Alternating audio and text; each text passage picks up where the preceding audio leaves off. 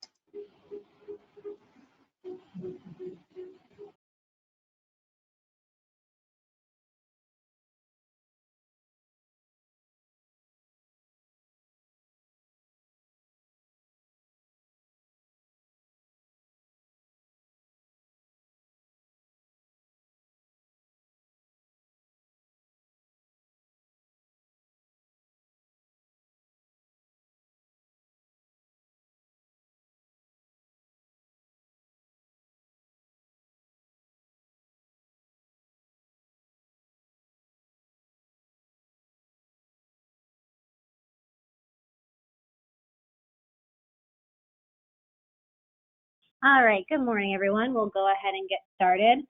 Thanks for joining us this morning. We greatly appreciate the time.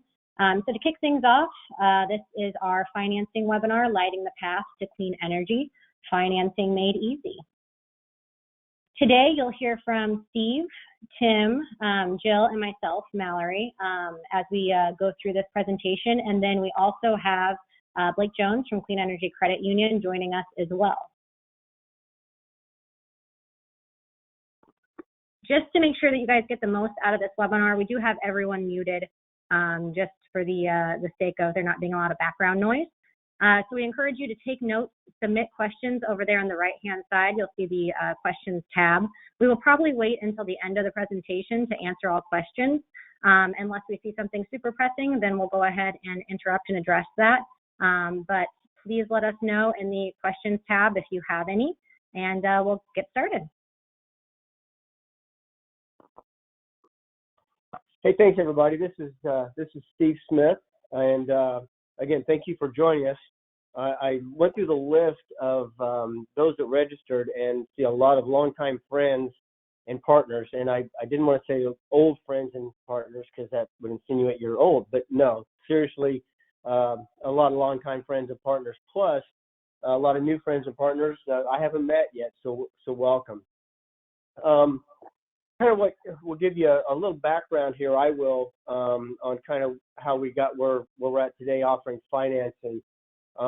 People's buying habits change by generation. They change maybe over a decade. They even change year over year. And so, our priorities also change. They change by generation. They change, over a decade, and they also change year over year. The times in front of us are like any of us have ever experienced.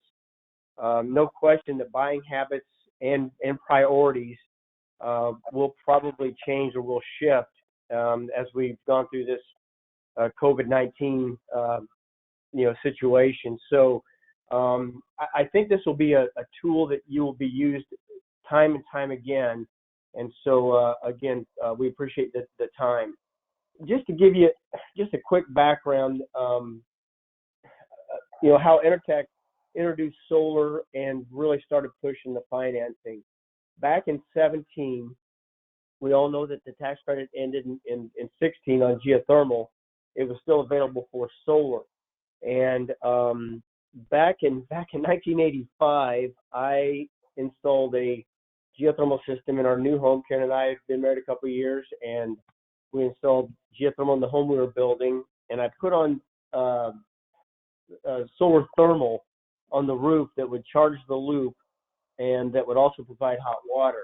When I did that, I got a 40% tax credit because I integrated the system, and I'm past the 7 years, so I can't be turning to the IRS if there's any question of how I did that.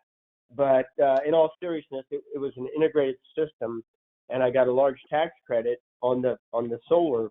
And so in 17, I was trying desperately to find a solar thermal supplier that would engage with us to do that same thing. We had the controls back then to do it, to take care of it, so we knew the controls were not an issue. And I struggled with that. And anyhow, a couple of our guys at Intertech, younger guys, were pushing on me to look at solar PV, and I didn't see the connection. Trying to charge the loop, make hot water with the thermal. Anyhow, the local home show here, a local PV installer had pictures up of homes that had geothermal in them, and when they added the PV, what their end result, energy cost was, their monthly bill. And for a guy that's been in the business for over 35 years, a light bulb came on, and I'm like, okay, I get it. I get where they tie in. And then, I started thinking of the financing and the ways to make it happen. So basically, that's really what really pushed the, why would a geothermal manufacturer promote solar and sell solar and push financing so hard? So, in the years we've tried to offer financing, the loan programs were heavily loaded with dealer fees, and that price went to the homeowner. It just really wasn't going anywhere. And so we just kept looking for ways to find, opportunities that made sense and that there were no dealer fees and low interest rates. Anyway, Jill came across a presentation at a farmer's market. Somebody was promoting solar, and at this presentation brought up Clean Energy Credit Union.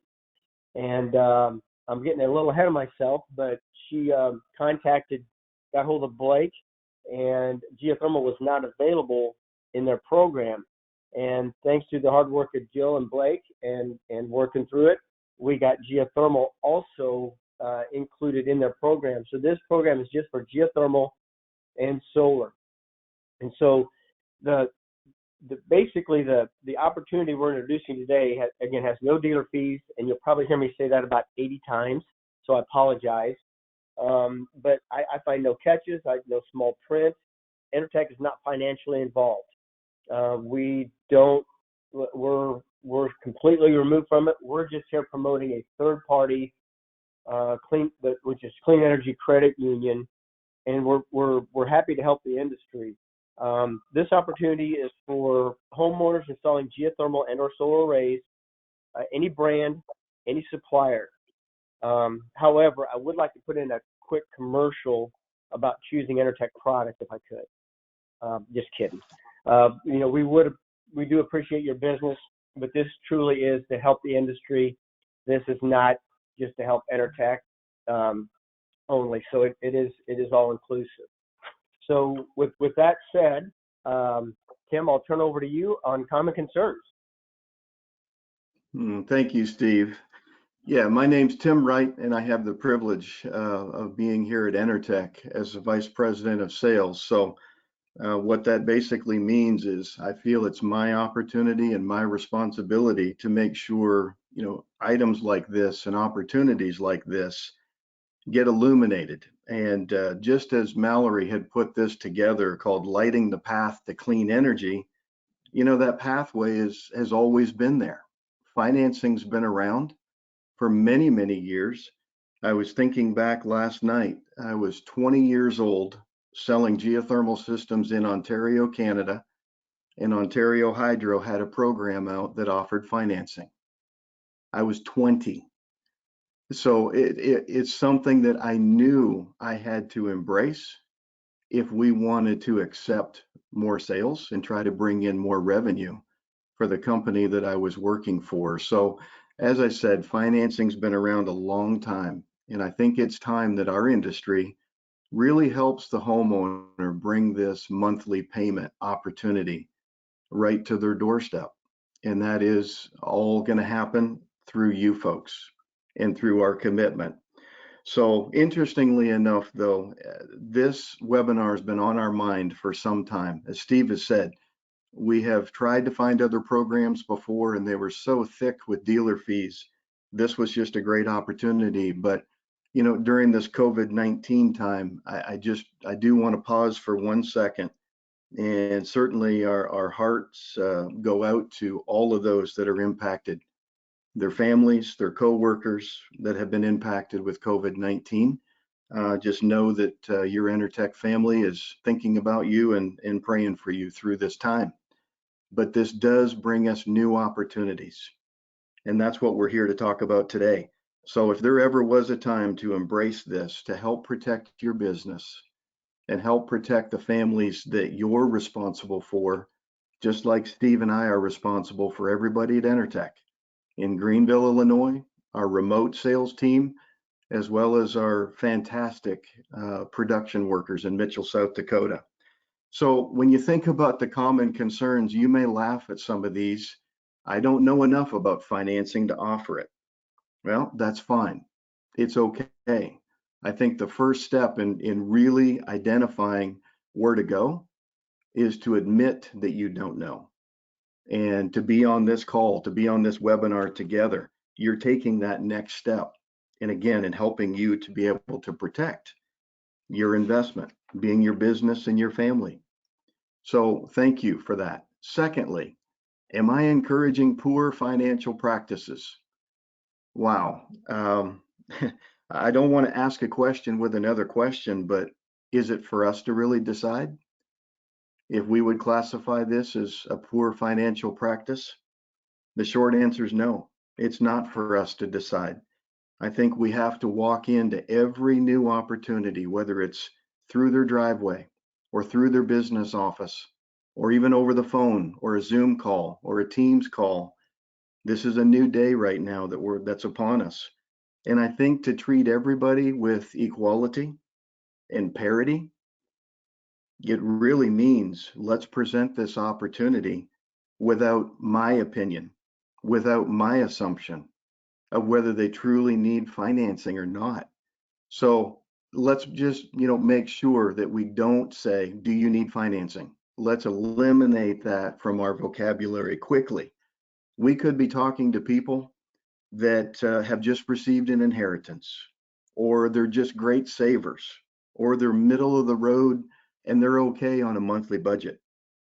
What about the folks out there now that they don't really care if there's a return on investment because they just appreciate and love this country and they want energy independence, as Steve said, with geothermal and or with solar.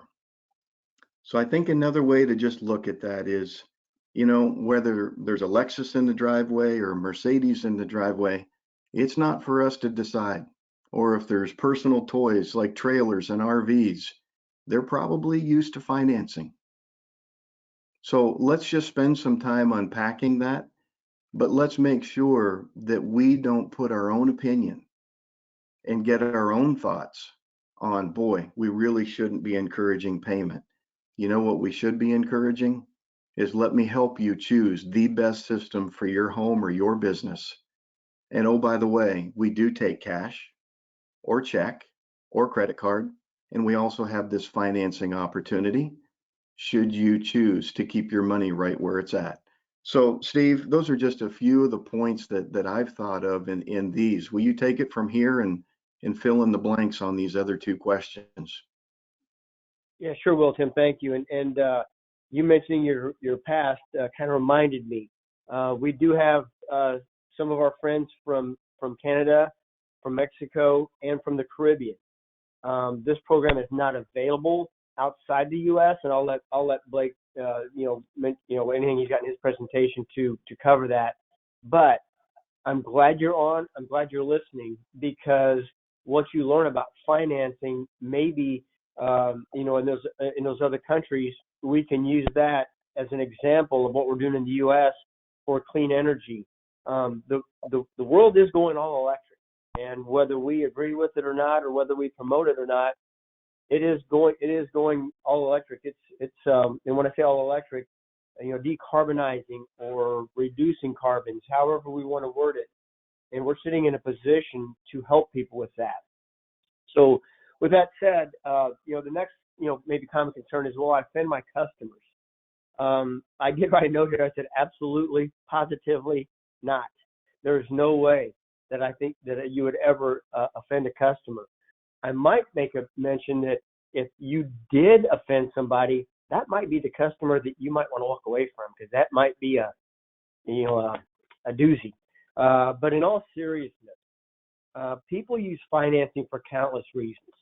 Can't even come up with them all. I did break it down into three, though. Those that don't need financing, they don't need it at all. I heard a story once that,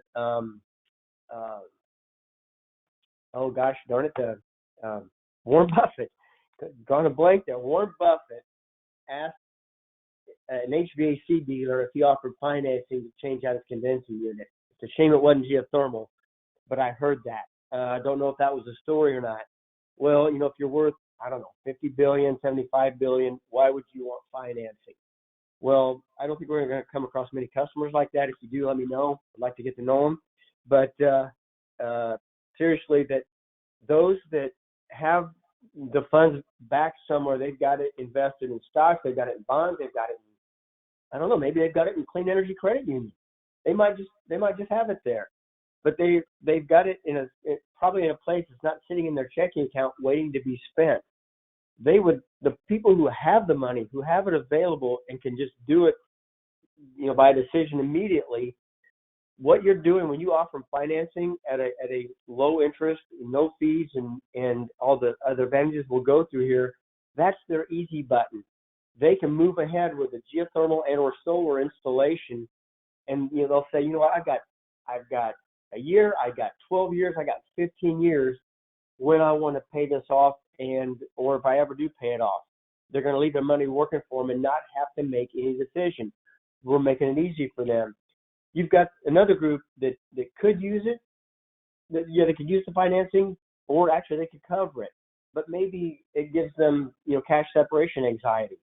It's kind of the same thing. They're able to go ahead and install the geothermal or the solar and not have to worry about, well, do I pull, some of my savings, half of it, whatever. There's no early, payoff fees. So again, you've got that group. And then you've got the group that truly do need financing. They don't have it in savings or not enough to cover the geothermal and the solar, and yet we would give them the capability to install the system at very affordable rates. It truly is, a great opportunity. One example I do want to give you of, I'll still say it's definitely middle class, but a family friend of ours is a chiropractor, and he wants a new truck. The pickup truck he's got now is a 3/4 ton, maybe a couple years old.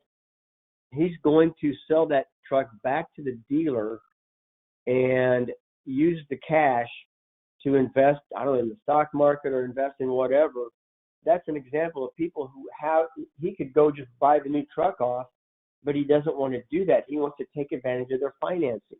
That's the same thing we're doing here. And I've got a note down here that I'll bring in now. But how many cars and pickup trucks would be sold without financing?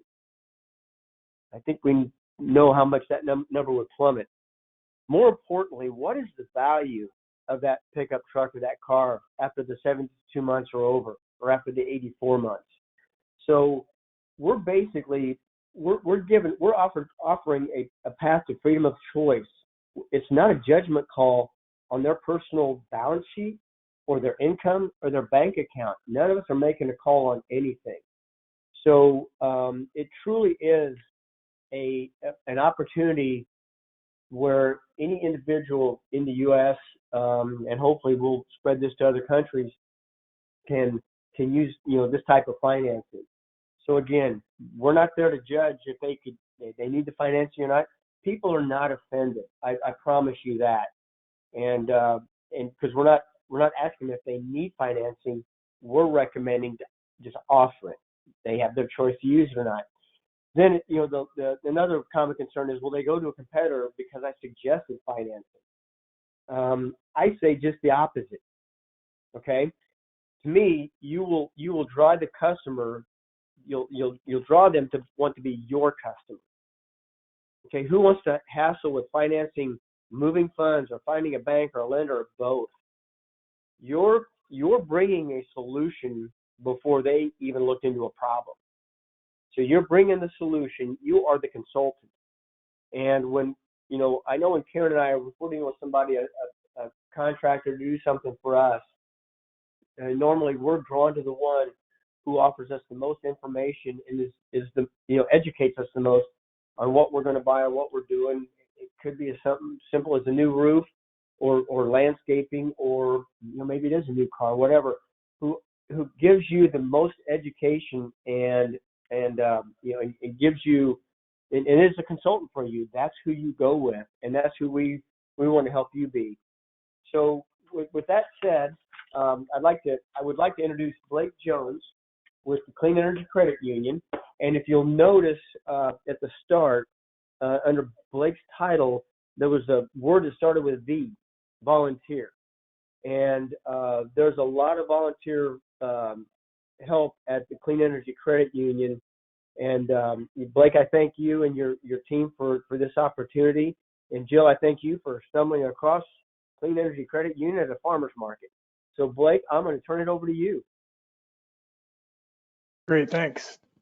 Yeah, as Steve mentioned, I'm a volunteer for Clean Energy Credit Union because I'm really passionate about its mission. Just so you all know, my day job is at a solar company in Colorado. I started a solar company back in 2004 and have grown it to today. It's about 200 people, 50 million in revenue. I want to say we install close to 500 solar electric systems every year. A lot of them utility scale, commercial, industrial, but most of them are residential. Before that, I was in the oil and gas industry as an engineer, and jumped to the other side of the fence. I was really passionate about energy, but became really passionate about renewable energy and everything related to it. So my day job's at a solar company. I know what it's like to walk in your shoes as a contractor, but I volunteer on the side for the credit union because I'm really passionate about what it does. Next slide, please. So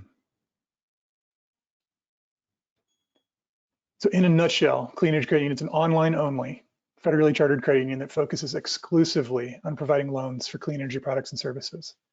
So the only kind of lending that we do is for renewable energy, energy saving, or energy efficient products and services. That is all we do.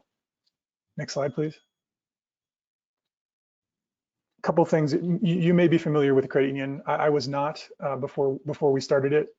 Credit unions they provide the exact same products and services as a bank, but there's some key differences. And first and foremost is the credit unions are all not-for-profits, and they're all tax exempt. And they're democratically owned cooperatives, so they're owned by their members. And what this means is that Clean Energy Credit Union isn't out to make a profit. It is out to pursue its mission of propagating clean energy and serving its members. And that's something that you can say to your customers, that this is not a bank that just wants your money. This is a not-for-profit credit union that wants to help you pursue your goals of getting a geothermal system or getting a solar system, of helping you to use clean energy and to save energy. Next slide, please. These next few slides I've included in this presentation because this presentation will be sent to all of you afterwards. And there may be people on your staff teams that aren't familiar with us or aren't familiar with the difference between banks and credit unions. And so these slides are in here just for future reference if any of your team members want to see them, but we're gonna cruise through them to, I think, slide number 15.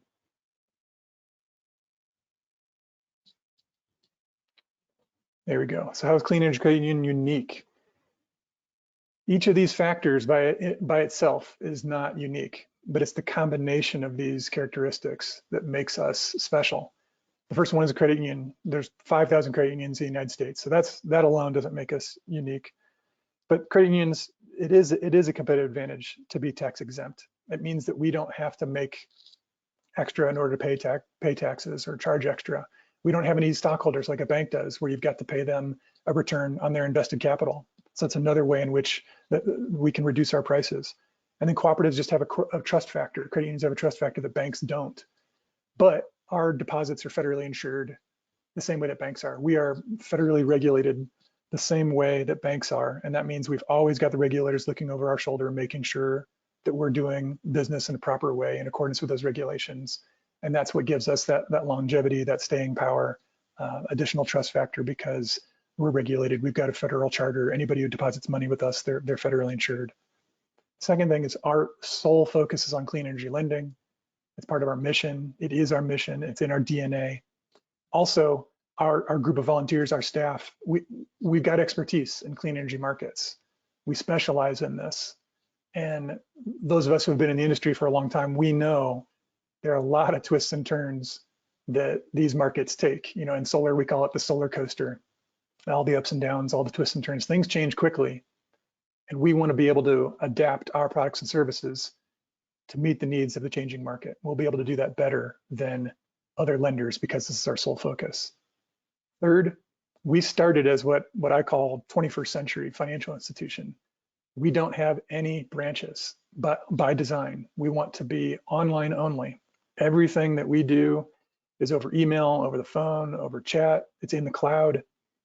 By design, that's the way we do business. And what's been really interesting is since the COVID-19 crisis hit, you see a lot of banks and credit unions scrambling to try to figure out how are we going to serve our customers' needs if they can't come into our bank branch, if they can't talk to a teller.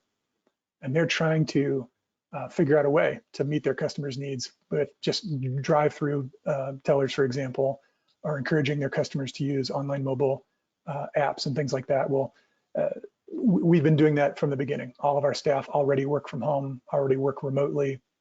Every interaction that we have with contractors, with our members, is done electronically and over the phone. So it's been a competitive advantage during this COVID-19 crisis, but it's also a competitive advantage because bank branches are expensive. The brick and mortar of having to pay for them is an amount of overhead that a normal financial institution they have to charge extra for it. With us, all of the savings that we have from not having that overhead, we pass it through to our members, specifically to our borrowers, in the form of better loan terms. And then lastly, we know that we need contractor and dealer relationships in order to be successful. More than half of our loans come from contractors who recommend us to their customers again and again, and we're very grateful for that. We want to be as friendly as we can to contractors because it's also a service to our members. A lot of the paperwork when it comes to financing, they don't want to deal with it. They want to rely on their contractor to do it. And so they know that if they're going to use us, we've got to get along well with contractors. We've got to make the process as smooth and as easy as possible. So we focus on that. And something I want to highlight that I think that Steve said earlier, we also rely on contractors to give us feedback for how we can improve ourselves. We are a relatively new credit union. We got our federal charter in 2017. We've been operating for 2 years.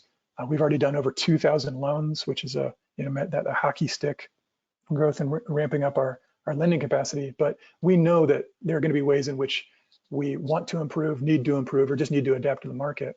And a good example is we used to offer geothermal project loans through what we call a green home improvement loan. It's kind of a catch-all bucket of any kind of green home improvement. But with Jill and with Enertech's encouragement, we created a standalone, customized, specialized geothermal loan, which is modeled after our solar PV loan.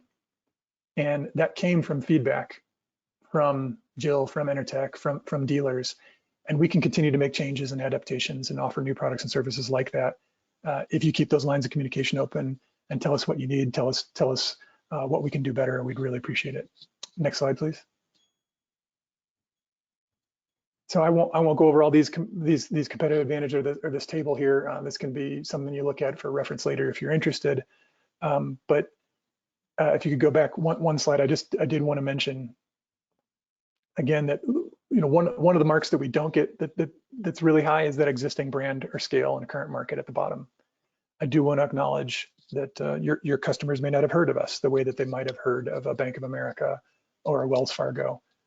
That's okay. You still might find that some customers have already heard of us, especially if they're enviro geeks or clean energy geeks, and they're saying, oh yeah, I've heard of them, because that is how word is spreading about us, is through those enviro geek networks and those renewable energy geek networks.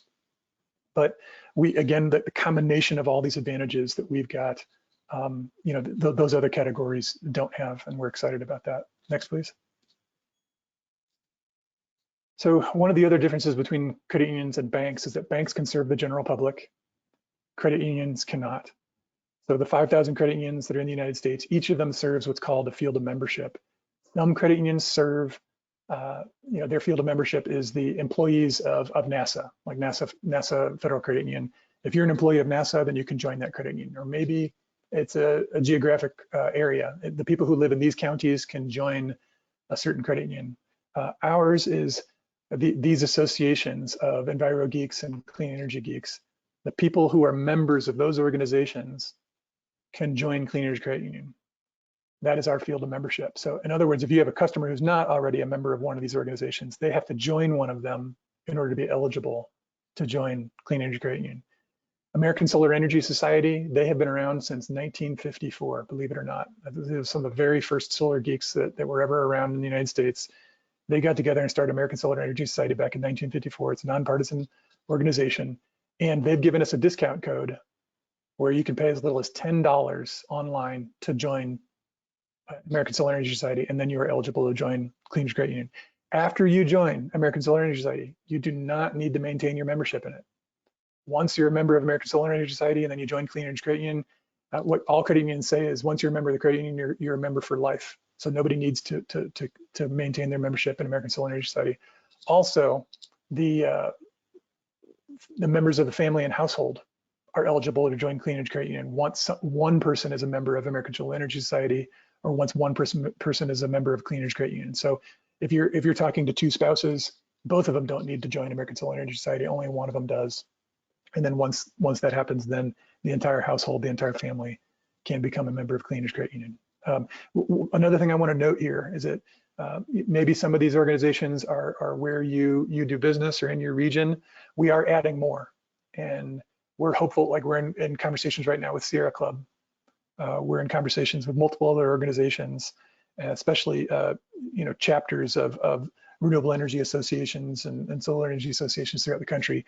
If you have a chapter that you might be on the board of, or maybe you volunteer for it, or you can recommend that they connect with us and join our field of membership. It doesn't cost them any money. It's a pretty easy process for them to do. It usually takes 2 or 3 months to get the regulators to approve it, but we can add more organizations to this list if that makes sense for you and your business or the organizations that you support in your area. Next slide, please. So I kind of already gave this overview of American Solar Energy Society. The discount code is available on our website at that link. Again, you're going to get these slides after the presentation, but it's pretty simple, cleanenergycu.org/join. That's where the discount code is. And it's also got a link to the American Solar Energy Society website where they can use that discount code. They can sign up online. It takes less than 5 minutes for one of your customers to become a member of American Solar Energy Society if they're not already. Next slide, please. Quick overview of the loan types that we do. Again, every loan type has to have renewable energy, energy efficiency, energy conservation theme, residential geothermal systems, residential solar PV systems, and then we have that catch-all that I was telling you about, green home improvement loans. Those can be for insulation, weatherization, high efficiency windows, any high efficiency appliance or piece of equipment. It's got to be high efficiency. Usually Energy Star rating does the trick, but on our website we do have a list of eligibility. What the SEER rating, what the percent efficiency needs to be in order to qualify.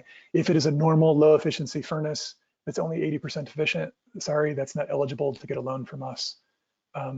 But this includes batteries, energy storage, and electric vehicle charging stations. All those things can be lumped in, and someone can get a green home improvement loan from us for that. But for solar and for geothermal, we have specialized loan product, which I'm going to talk about next. And then of course, we also do electric vehicles. Soon we want to be offering mortgages, but as you can imagine, it's going to have a similar theme. So it's going to be mortgages for homes that have a HERS rating, which is really low, or they meet some other efficiency standard, or maybe it's Energy Star or LEED certified home or a net zero energy home, something like that. Hopefully we'll have mortgages next year. We also do plan on coming out with commercial loans. We don't have commercial loans yet as a startup credit union. The regulators won't let us until we get a few years under our belt. But once we are able to offer commercial loans, it can be a business line of credit for you as a contractor that works with clean energy, or of course it can be for a commercial solar system or a commercial geothermal system for an office building or something like that. We're hoping that'll be available in 2021. Next slide, please.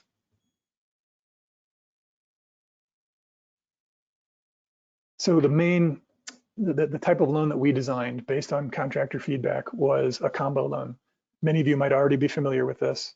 It made waves in the solar industry starting back in 2009, 2010, right after 2008 economic downturn. And combo loan, it's called that way because it's two parts. There's a short-term loan, which is 12 or 18 months, and I'll go over this in more detail. And then there's a long-term loan, which is 12 or 15 years. And those two loans together make the combo loan. This fine print there is a snapshot of a one-page flyer that we have, which I'll talk about later.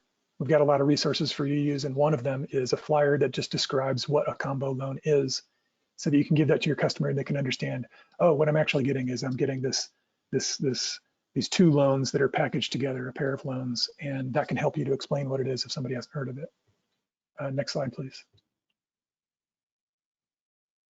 But the way these loans work, there's a lot of information on the screen. We'll go over it slowly. But you've got a short-term loan that is coupled with a long-term loan. A customer does not have to get both. A customer could just get the short-term loan, or they could just get the long-term loan. But there are some restrictions on the loan to value.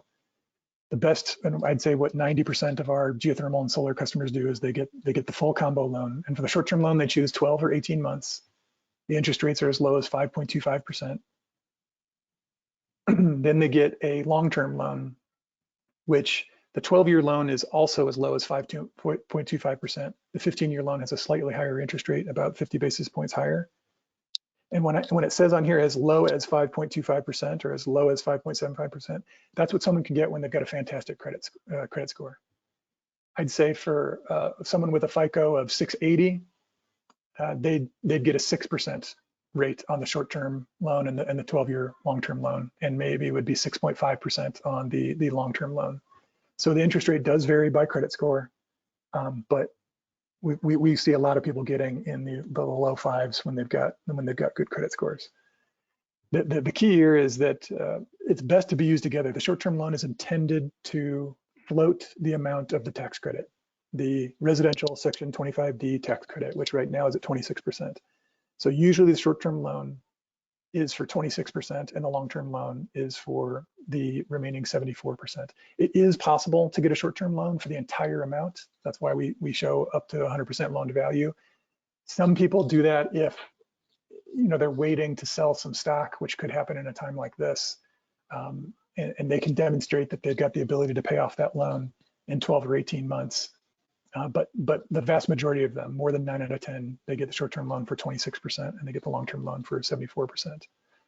I will note that the short-term loan is what's called a balloon loan, or sometimes even a bullet loan, because they're not making interest payments every month. They're not making principal payments every month.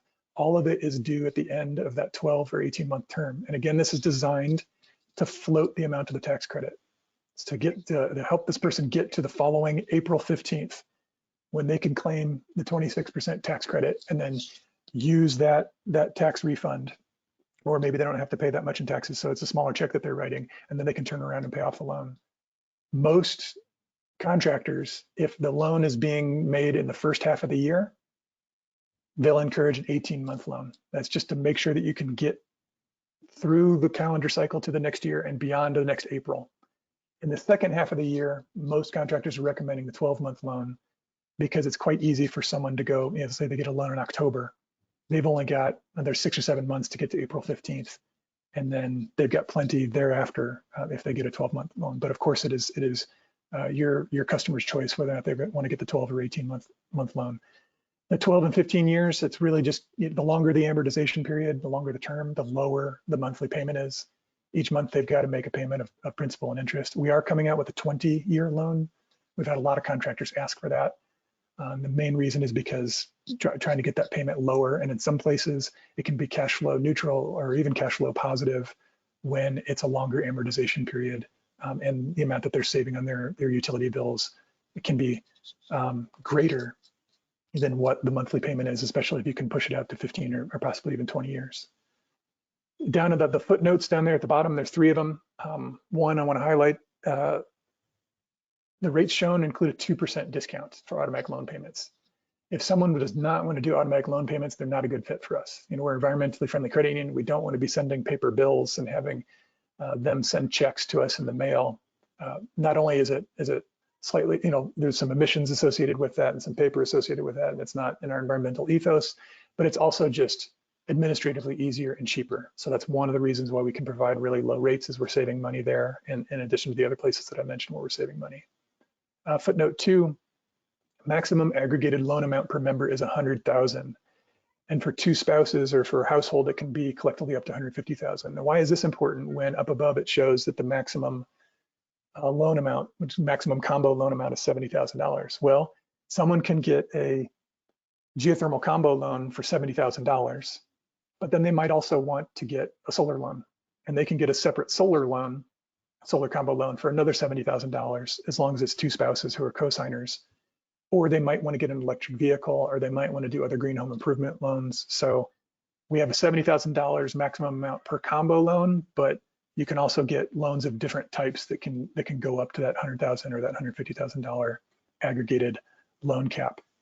And then I think point number 3 might be self-explanatory, but the combined loan to value for a combo loan can't exceed 100%. And then our rates are regularly updated at cleanenergycu.org/rates. So that's where, if you wanted to show your customers, or if you wanted to check on them now and again, you can go there to see them. Next slide, please. So underwriting, we've actually approved loans for some of our members who had FICO scores of less than 640, but as a general rule, the majority of those that we approve are above 640, and I'd say even then, vast majority are above 680, but we can approve lower FICO scores. Same thing with DTI, 60% DTI is pretty high, but again, we're a nonprofit. We want to help these people go solar or go geothermal or green up their homes. So we want to try to find a way to give them a loan. We just need to do it in a way that is responsible and that the regulators won't crack down on us. So we can do DTIs up to 60%. Now, we probably couldn't do a 640 FICO score and a 60% DTI. Usually someone, when they've got a low FICO, they've got other redeeming characteristics that allow us to make the loan. So it might not be all those things together. Typically, no bankruptcies in the last 5 years.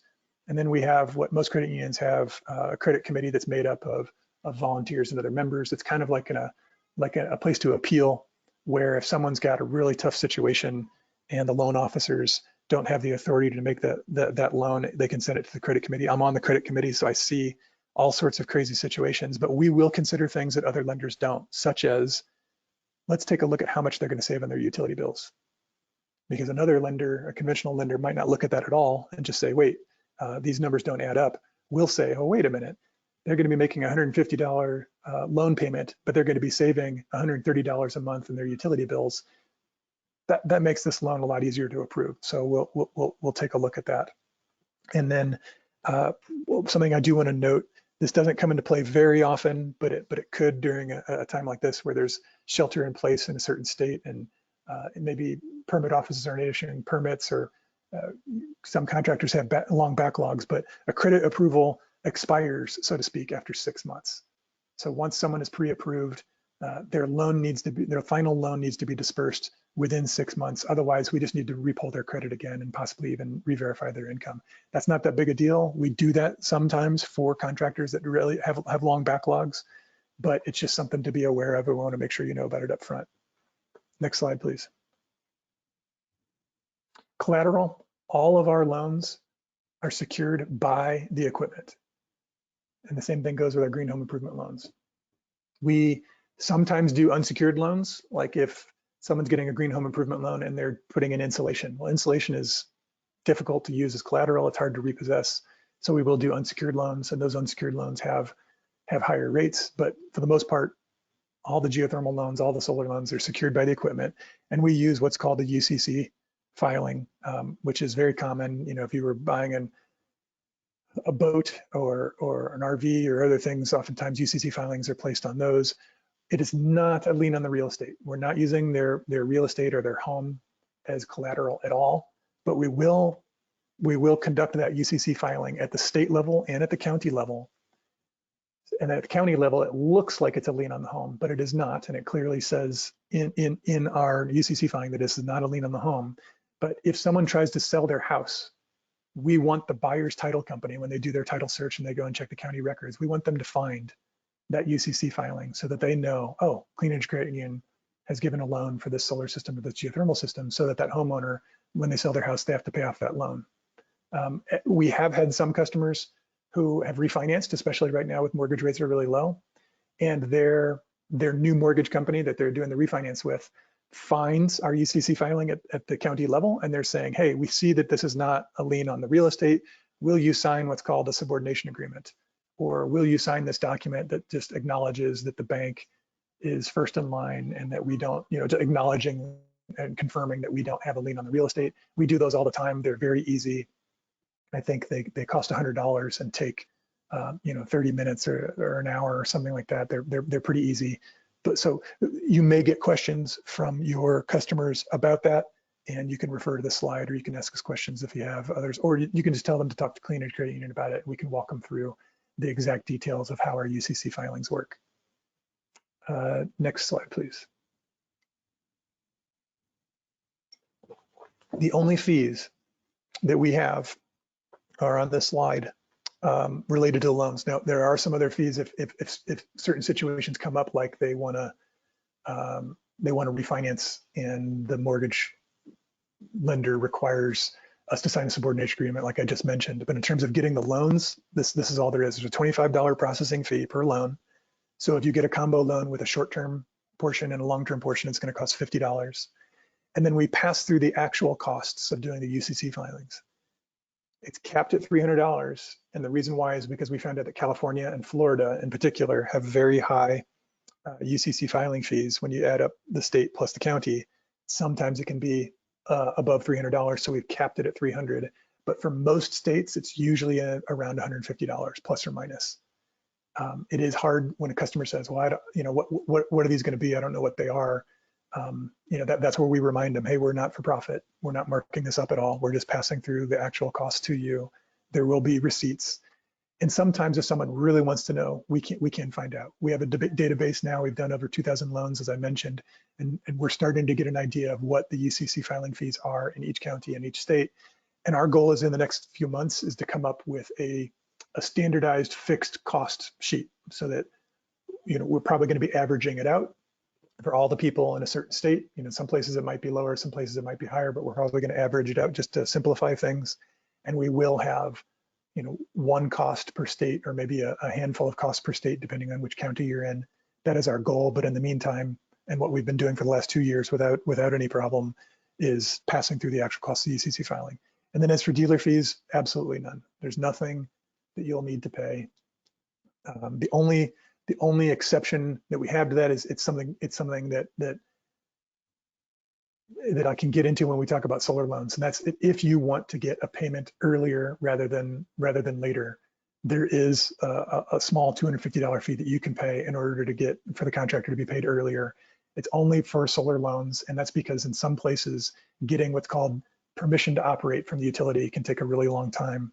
And in those jurisdictions, we've had some contractors say, hey, I don't want to wait 2 months to get my payment because this utility is really slow to issue PTO. How can I get paid earlier?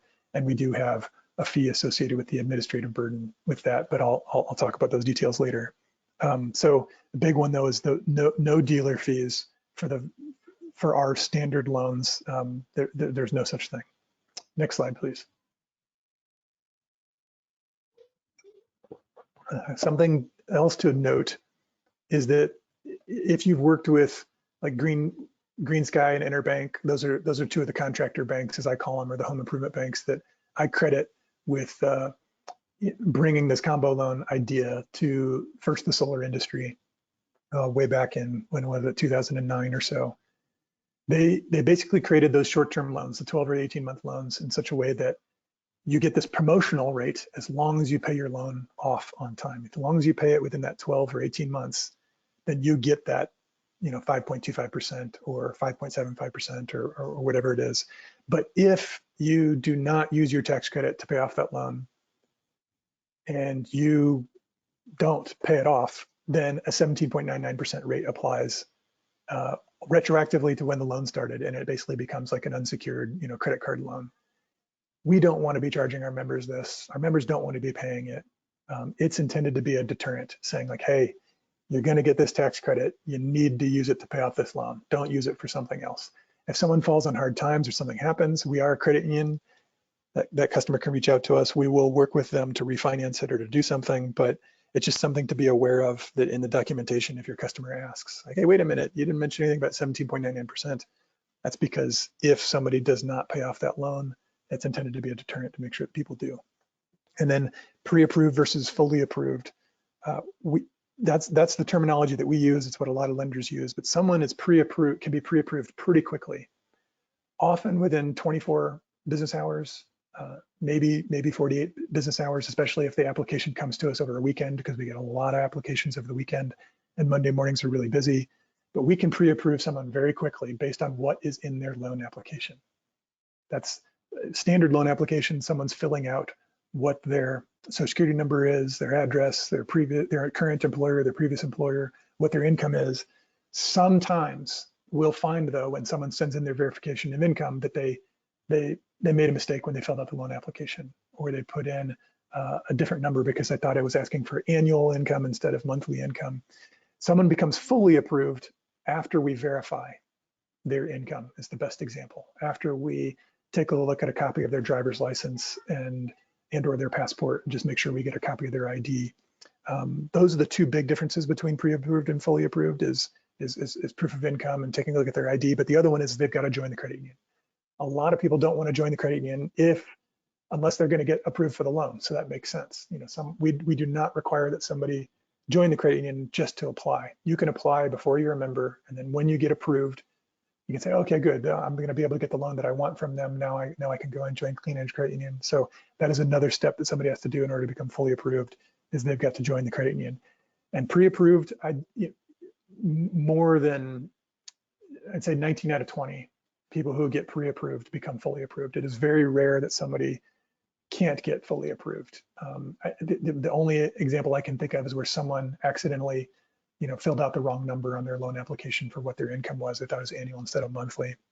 It's very, very rare that somebody does not get fully approved, but we wanted to make sure the contractors are aware of that terminology, because you can ask, you can wait and say, yeah, I want to wait until this person's fully approved before I schedule my installation. I'd say more than 9 out of 10 contractors move forward when it's pre-approved, but that is something you can ask your customers. Like, hey, can you let me know as soon as you're fully approved?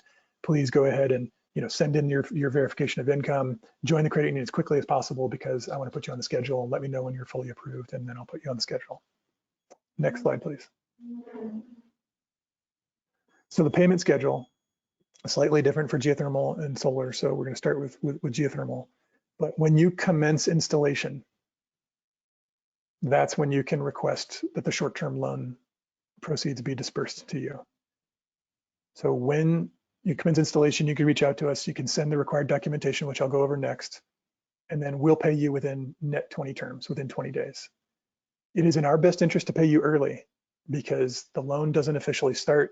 The clock doesn't start ticking on interest accrual until we disperse those loan proceeds to you. And by the way, we will send you the check or the ACH transfer directly to you. It's not going to go to your customer first, and then you have to go and ask your customer, hey, did you receive that check yet? Did you receive that check yet? We're going to pay the contractor directly. And then from the time that we pay you, that's when the clock starts ticking on that 12 or 18 months. And that's when the customer balloon payment is due. If a customer asks, this may be too much information, but we will remind them 3 or 4 times before that 12 or 18 month loan payment is due. we'll be giving them a heads up. Hey, in 2 months, your balloon payment is due. Hey, in 1 month, your balloon payment is due. Hey, 2 weeks from now. So we will give them reminders so that it doesn't sneak up on them. But it is due. That's what, if they ask, when does that 12 or 18 month timeline begin? It begins as soon as we disperse the loan proceeds to you. And this is another benefit of the combo loan, is that we can basically be giving you a 26% milestone payment upon commencement of installation. We could do it, and I know there are other lenders out there who do 4 milestone payments. They'll give you a certain percentage when you sign the contract. They'll give you another percent when you do the install. They'll give you another percent when you are done, another percent after you pass inspection. We did not do that. And I want to acknowledge, as a contractor, cash is king. Cash flow is really important. We're assuming that a lot of contractors have a working capital line of credit with the bank, or that they can float this cash issue. But we did it for simplification. We could have done those milestone payments, but it would have cost more. It costs more both for the time value of money, that the money is being paid out earlier and the clock starts ticking on interest, but it also costs in terms of administrative burden. And we wanted to keep our loans as simple as possible and as bare bones cheap as possible. So that's why we did that. The long-term loan, the payment can be requested upon passing electrical inspection by your local authority having jurisdiction, your AHJ. Once you've got proof of having passed inspection, then you can send in the rest of the paperwork, which I'll go over, and we pay you within net 20. And then the customer's first monthly payment is due 30 days, approximately 30 days after we pay you, the contractor. Next slide, please. Tried to highlight, oh, no, here are the required documents. For the short-term loan disbursement, it's just a utility bill from within the recent 6 months. The utility bill has to show the borrower's name, the site address, and their energy usage. In other words, send in all the pages of the utility bill. Sometimes we get screenshots from an online portal. Sometimes we just get the cover page. The best thing to do is to get all pages of the utility bill, scan it, and send us that PDF. One of the reasons why we'd like to see the borrower's name on that utility bill is the borrower needs to be a homeowner. One of the co-signers on the loan needs to be a homeowner. That's one way in which we can check it. But yeah, that is one of the reasons. And then also we like to see that energy usage, because sometimes when someone's on the border line of being approved or not approved, we'll want to dig a little bit deeper into how much does it cost per therm or per kilowatt hour. Let's see how much they're saving. We might follow up to ask you for some information or help with that if we want to find a way to approve the loan for that customer. And then we need a executed purchase or installation contract. It needs to be signed by the customer. If a geothermal system's got to have a 1-year workpersonship warranty from the contractor. So I know in geothermal, there's a lot of warranties being provided by the manufacturers, but we need to see a 1-year workpersonship warranty from the contractor specifically. And then of course, we want to see the itemized equipment specs. So tell us what kind of equipment you're speccing. How many tons, how big is it? That's got to be on the contract as well. And then all that can be submitted to info@cleanenergycu.org. You may get to know a loan officer if you work with us a bunch, but I recommend always sending it to info@cleanenergycu.org, because the next available loan officer is going to get to it, and it's just going to help ensure that you get paid more quickly, because it goes into the queue, and who's ever available next goes to it. If you send it to a specific loan officer that you've gotten to know, he or she may be on vacation, or they may have a backlog, or they may be dealing with something else, and it may take them longer to get around to it. Next slide, please. Required documents for short-term are slightly different because you have to show a site plan, and the site plan's got to have that information that's shown there. We need the borrower's name, site address, north indicator arrow, location of the modules, inverters, disconnects, utility meter, main service panel, and it's got to be a plan view, meaning you're looking at it from the top down. That is unique to solar. You don't need that for geothermal. And then also the contract has to show a workpersonship warranty of at least 5 years for solar. Only 1 year for geothermal, 5 years for solar. Next slide, please. So the required documents for a long-term loan for geothermal, it's just proof of past inspection from the AHJ, and then a contractor lien waiver. We've got that form for you to use. It's 1 page. It's pretty easy to fill out, but it's basically saying that if you receive the payment from us, that you're waiving your right to place a lien on that property. Next slide, please. For solar, it's the same thing. Plus, we need to see the proof of permission to operate, PTO, from the utility. That usually takes, on average, 3 to 4 weeks after you pass inspection. And usually utilities will require, they'll say, hey, show us proof that you passed inspection from your AHJ. That's one of the prerequisites for them to give PTO. So for solar loans, that final payment for dispersing the long-term loan proceeds takes a little extra time because of that. And yeah, I want to acknowledge that, but you need to show proof of PTO. Now, I mentioned a form that you could use that if you want to get paid earlier, we do have a form that you can get paid right after you pass inspection on a solar project. We'll withhold $1,000 of those loan proceeds. And then as soon as you get us the PTO form, we'll release $750 of it. So you'll end up paying $250 in order to get your long-term loan proceeds dispersed to you at the time of proof and past inspection instead of waiting till PTO. It's totally voluntary, it's totally optional. This form, it's a one-page form, it's got to be signed by you and the customer, just making sure everybody understands what's happening. We do have some customers that get upset if they can't turn on their system, but their monthly loan payments start. So that's one of the reasons why we want them to sign it. But it ends up being, usually less than 1% of the project costs, $250 to get paid a little bit earlier. And that is totally voluntary if you want it. And that's if there's a situation where your utility takes 2 months to do PTO or where they're backed up. We have a lot of people using that form right now due to COVID-19 because some of the utilities just aren't even going out to do site visits or they're not placing net meters or what have you.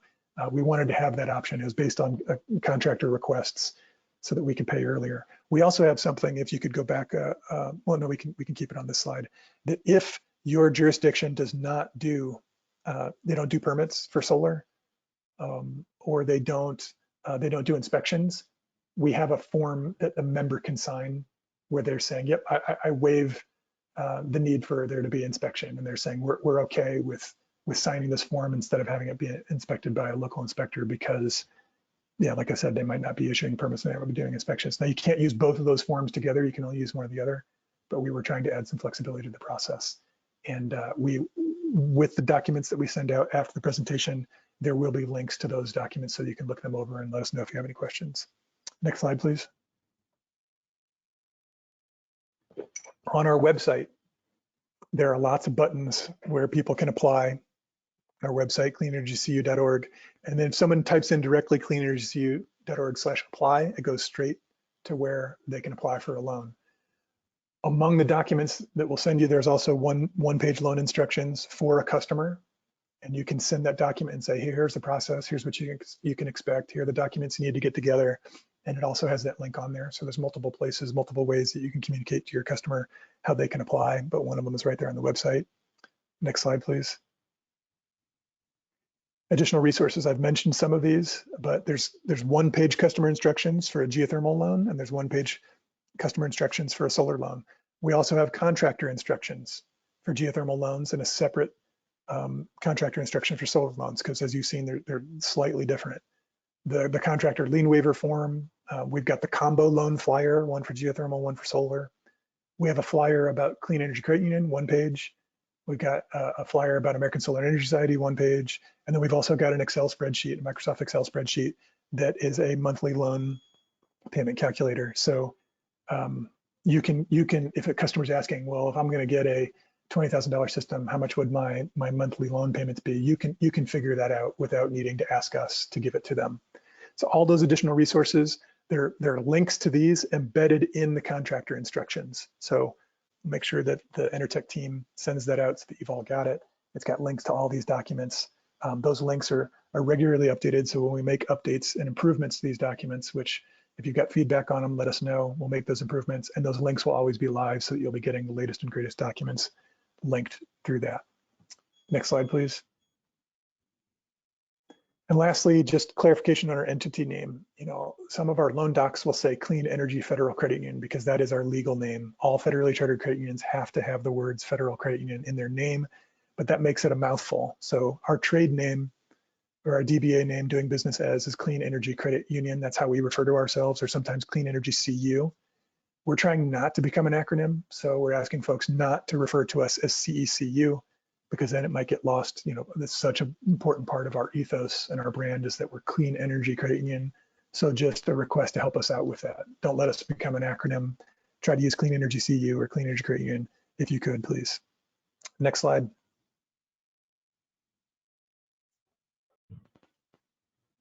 Okay, Blake, thank you very much. And this is Steve again. And we thought we'd bring in an example. And then also we've got questions coming in, so we will address those questions with Blake here in a few minutes.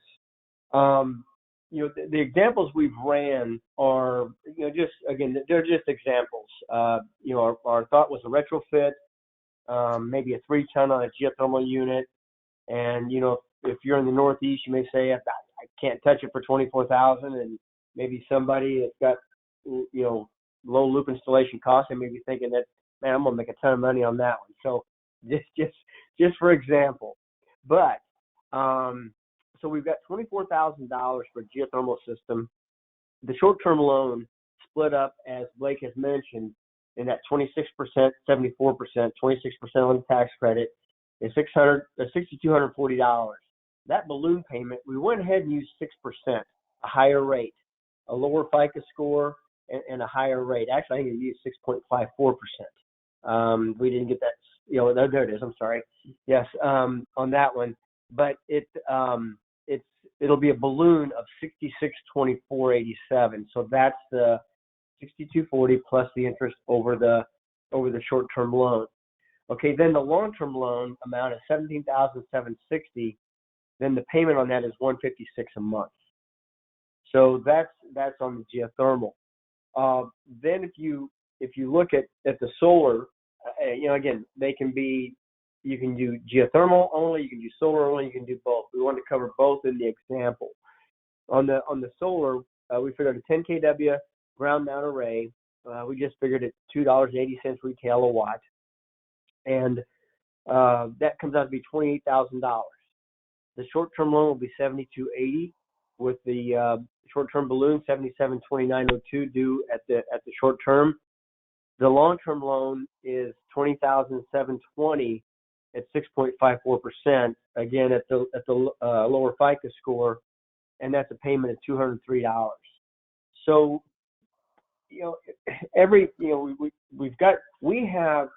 we have the tools available and a design team to help you with the geothermal and the solar. We would be able to tell you, based upon orientation, where you're at, how many kilowatt hours the solar array will deliver. But again, let's use example. Enertech's headquarters is located in Southern Illinois, right along I-70. And so naturally, we've got quite a few arrays around this area now. And a 10 kW will deliver around 15,000 kilowatt hours a year with good orientation. So about 15,000 kilowatt hours. A geothermal system, say a 3-ton, is going to probably consume 6,000, 7,000 at most for both heating and cooling, and probably the hot water. So again, don't try to compare that to where you're at. That's about what we see here. But when you look at that, say if we deliver 15,000 with a 10 kW array, 7,000 is consumed by the geothermal.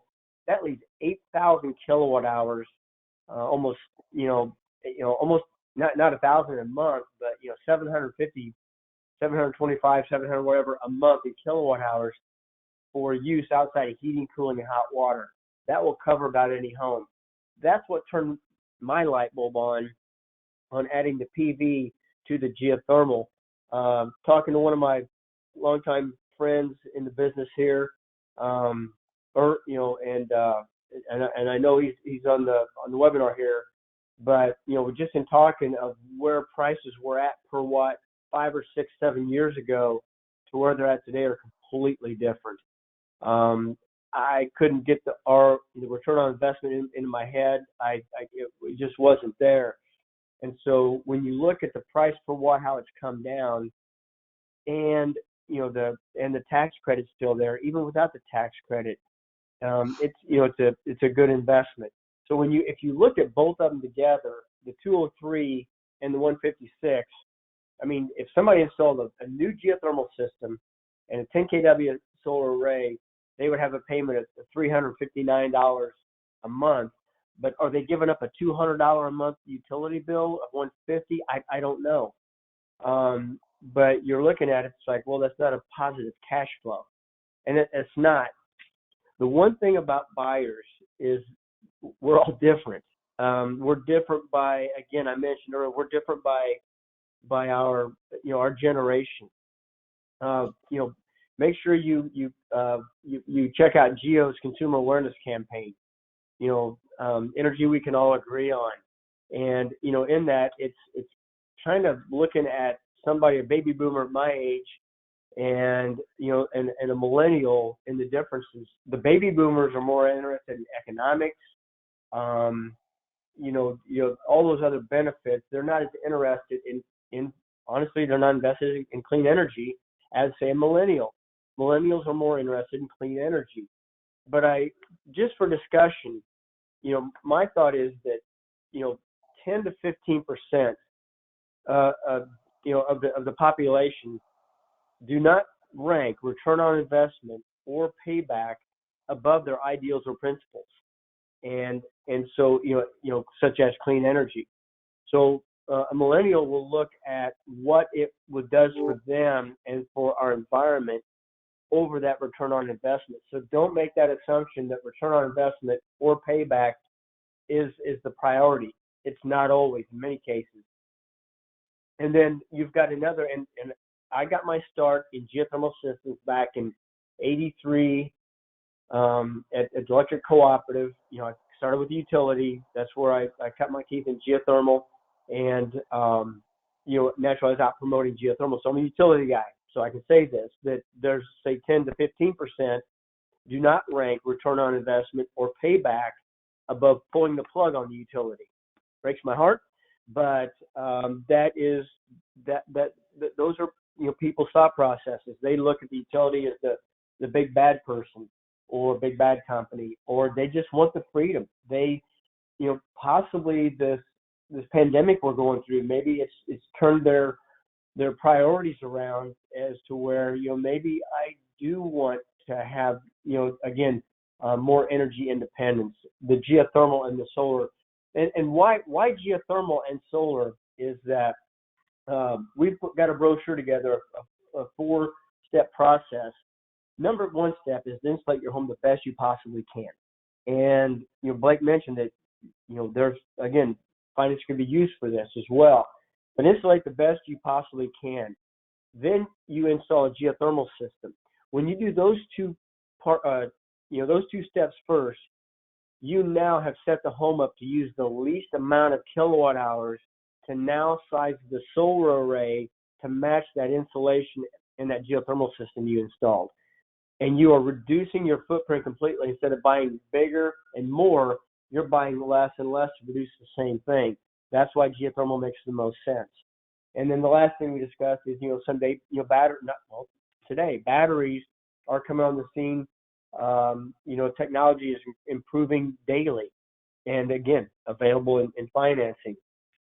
So, there's a lot of reasons why people will buy a geothermal system and a solar array. So, with that, and to stay on track here, I know we got some questions. I do want to bring up one last thing, is that, looking at today's oil prices. When I was at lunch yesterday, I watched the news at lunch, and I'm around home more nowadays. So I come home for lunch from the office, and I saw it go down to $1.03, and I was just stunned. I had no idea it would go to negative 37 a barrel, about an hour later, 2 hours later. And I'm not making a prediction, but I'm just telling you, those of you that are on this call and webinar, you're in the energy field, and you're in the energy efficiency and clean energy field. Again, not making a prediction, but I say that 2 to 3 years from now, that the number of producers that will have to close shop will reduce competition, and we may be looking at a whole new environment on clean energy 2 to 3 years from now. So it's not going to be long lasting. We know that. It's just, talk I heard on the news, and I thought that does make sense. Also, if you are using financing, please send us your success stories and any lessons learned. Would love to know that. So again, I thank you for your time. Please contact us for any questions and stuff. We'll cover some here, but we'll also let you know how to contact us here at the end. I want to remind you of the benefits. If we've said it one time, we've said it 10 or 15, or I have, no dealer fees. That is key. There are no early payment penalty fees. This is 100% financing, zero money down. No equity is necessary. So with that said, we believe we found a great partner here, and we'll all have a lot to learn on the way there. And as Blake mentioned, they're gearing up, ramping up. Their curve looks like a hockey stick, and I think we all know what that's shaped like. So we intend for our geothermal and solar sales to go that same direction. We're here as your partner. We're here to help you. And with that, I will turn it over to Mallory for resources available. Hey guys, as Blake mentioned, Clean Energy Credit Union has a ton of resources, ton of one-pagers, quick rundowns on all the information you need to know. So we'll be sending that out tomorrow in a follow-up email along with the slides, the recording of the webinar, so that you have all of those resources. Additionally, we used Clean Energy resources to create our own geothermal financing made easy, renewable technologies financing made easy, branded for Enertech. And then each geothermal brand has its own financing white paper as well. That essentially can be used, like I said, it references all of Clean Energy Credit Union's resources, so it's kind of one and the same.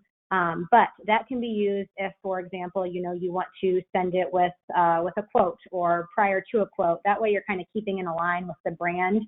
You're not, trying to explain, well, this is a Tetco geothermal system, or this is a hydrant module with GeoComfort. And then here's some financing from Clean Energy Credit Union, and throwing in different brand names. This can just allow you to kind of keep, a little bit more cohesiveness if you want to, or again, just using Clean Energy Credit Union's resources right out of the chute. So we have a lot on the website for each of these. We're going to keep beefing up those portions of our website so that you guys can direct people there. Again, this is, a partnership with Clean Energy Credit Union in the sense that we really see something of value here, and we want to create what we can to help you and to help them further along. So again, we'll send out an email tomorrow with a lot of these resources referenced. Just wanted you to know that they are available and they are there. And just kind of, anecdotally, I and my home have a geothermal system. We actually this summer updated our insulation in our basement as there were some issues there. And then we're installing a solar system. It's almost complete. So my husband and I are that story of, looking at our monthly payments across the board, what we're paying in different utilities. We still had natural gas. The natural gas line runs past our home, so we had that hooked up for our dryer. In order to eliminate one utility, we went with an electric dryer now. So the end of the line story there is basically, looking at monthly payments, looking at what we would save in costs on the geothermal system, and then obviously our solar system can cover our entire home. So really the only payment at the end of the day that we're still going to have is, those loan payments, and then additionally just that connection fee essentially. So we are happy to kind of help you come up with a spreadsheet or something that can kind of demonstrate the example of, yes, here's your monthly payments, but here's also what you're going to save, so you can subtract that. And here's kind of like what your net cost will end up being. So again, we're happy for any feedback. If you look over these resources and there's something that you think would be incredibly helpful in the sales process, we want to help you. We want to help you come up with those. So once you look these over, please feel free to reach out to us. And I'll let Tim kind of discuss the next step here. Okay, thank you, Mallory. I appreciate that very much. I just want to draw people's attention to all the slides are labeled Enertech, energy and technology. Just remember, a few years ago, our tagline has always been geothermal made better. And that's always been our roots. It will always be our roots in what Steve and Karen had started at Enertech. But just to remind everybody is we all have to evolve. And I love how Mallory and her marketing team have just helped us rebrand our company to embrace electrification. And to embrace, we will have an air to water heat pump coming out within the next 6 months or so, maybe 9 months. Solar, you see our discussion today, but we will continue to evolve to truly be connecting our family members, our team members with energy and technology by way of electrification. And I think it's very suiting and filling that Steve actually came from the electric utility industry, and that's the direction that you will continue to see Intertech push. So we hope this brings new opportunities to you. And just in comparative speaking, solar sales were roughly 10% of our annual revenue last year. So it's already made a significant impact to our customers, to our revenue base. And then Mallory, I think it'd be nice if we included some pictures on our next webinar together of just what's happening at Intertech with solar. No spoiler alert, but just let's do that next time. And if I may, I really would like to just add one more thing. Blake, if you don't mind, can you share with us? I appreciate just understanding where you came from and what you've done with your own personal business. Can you share a little bit on how did the solar industry really get its quick beginning? Can you just walk us through that? And then I do want to come back to the kitchen table. Sure. I got my start in solar in 2001 in Nepal, actually, doing biogas and solar and wind and hydro and a little bit of everything, kind of village electrification. I came back to the United States in 2004 and we started our company, a company called Namaste Solar. And again, based here in Colorado, where I'm calling in from. And it at that time, in those first few years, there wasn't financing. I think sometimes we would hear that a customer might be getting a home equity line of credit or a second mortgage in order to finance it, but we didn't ask. Customers didn't really ask for financing. I think it was just the early years of the solar industry. It wasn't that sophisticated.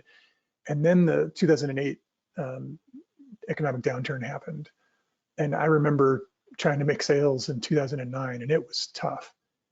And right around that time is when the first solar leases were available, and we became a partner with a company called Sunrun, which is now publicly traded. And the availability of that lease was amazing. There were just a lot of people who otherwise wouldn't have been able to go solar. And then the economic downturn exacerbated that. A lot of people just, uncertain. They didn't have equity in their homes, so they could no longer get a home equity line of credit or a second mortgage. But there were multiple reasons why that lease really helped us to make a lot of sales. And then we started seeing the first solar loans. And I tip my hat to the likes of Interbank and Green Sky for being the early ones. They had been really successful in doing just regular conventional home improvement lending through contractors. And they saw an opportunity to get into solar, and they introduced a combo loan, and our sales really took off. I want to say that we had 70 to 80% of our sales were financed during those years, 2009 to 2012. And it really helped us to sell a lot more projects than we otherwise would have, because a lot of people they wanted access to financing in order to be able to go solar. There were certain situations where it could be cash flow neutral, and then all of a sudden, it becomes a lot easier for a salesperson to get someone to decide to purchase solar if it's cash flow neutral. The amount that they're going to be saving on their utility bill is the same as what their loan payment's going to be.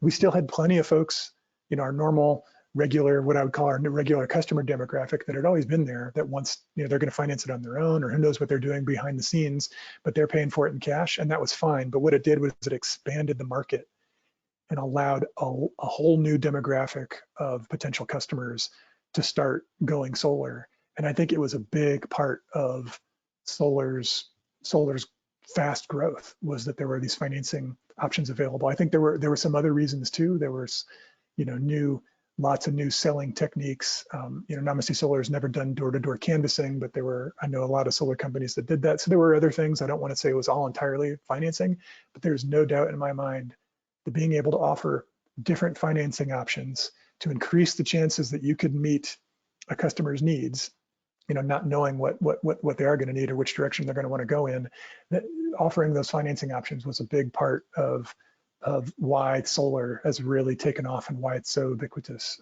relatively, in solar markets, about half the states today. Thanks, Blake. Excellent. We appreciate that. Do want to, I know we have only a few minutes left here. Wanted to answer a couple questions. Blake, I think you'll be able to handle these fairly easily. First question, can the customer make monthly payments on the short-term combo loan and not wait for the balloon payment?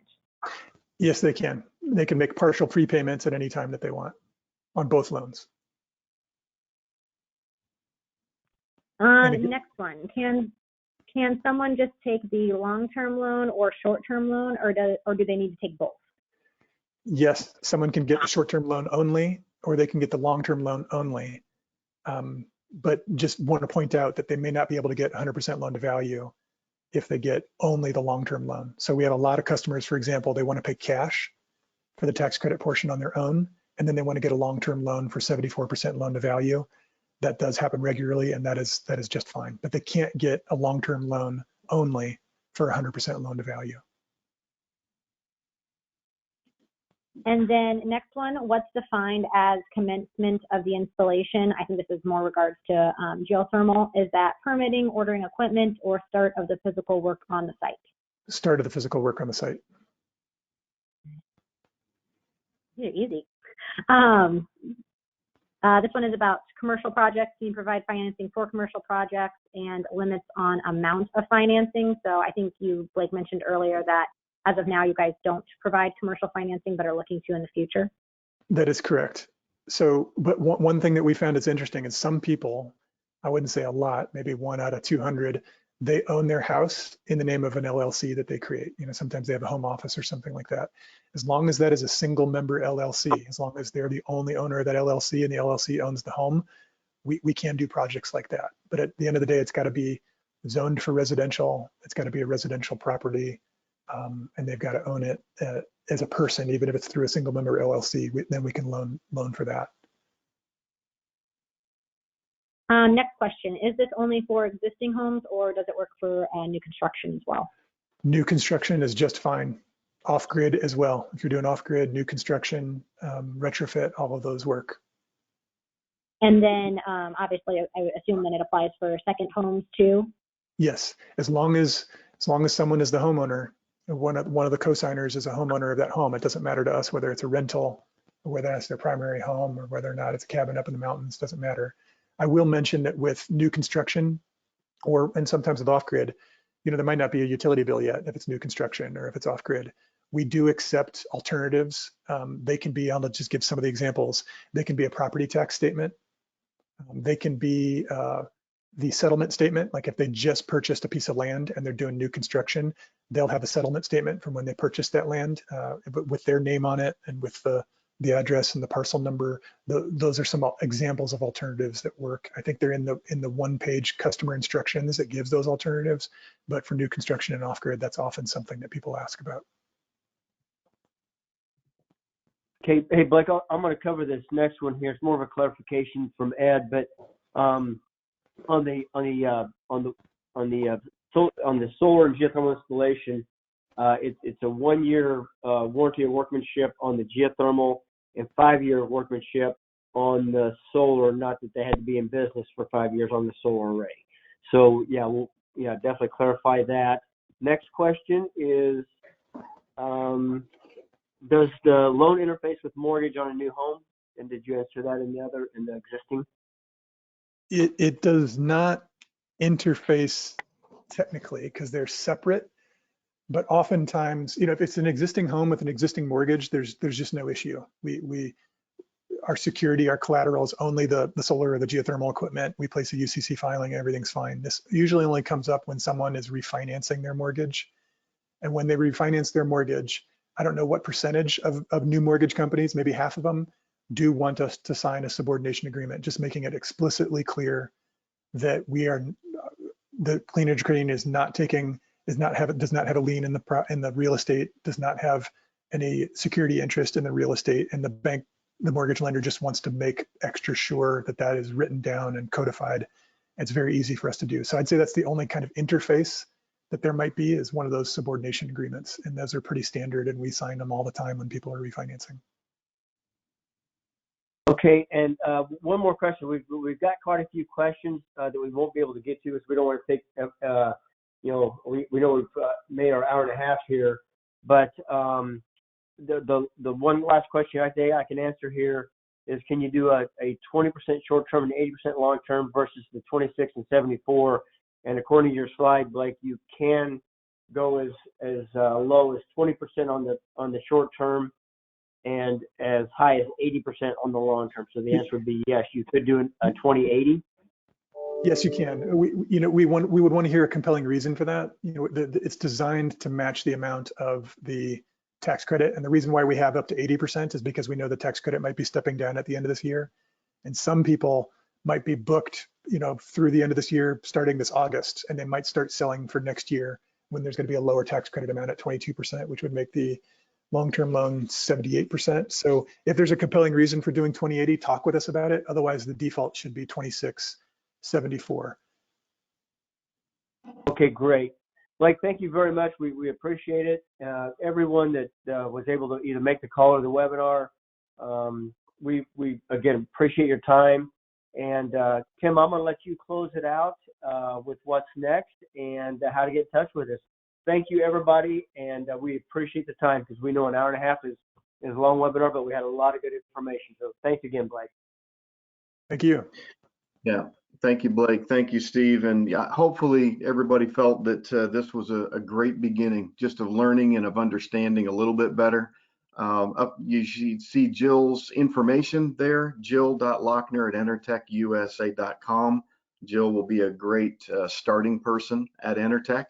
And then you see the information there for Clean Energy Credit Union. As Blake had said, this slide deck will be sent out to all of you, so you'll have that. But I just want to offer a little bit of a teaser. The next time we get together, I believe a fantastic follow-up, yet practical, where do we go from here? And it's back to the consumer interaction. How do we get back to the kitchen table in times like this? And if we can't, how can we do it virtually? How can we do it by ways of technology? So we will have a special guest with us next time, Mr. Rob Dirksen, a long-time Enertech contractor, fantastic person that's been in the trenches, sold at the kitchen table, and Rob is actually working on another joint project with Enertech to be shared later on.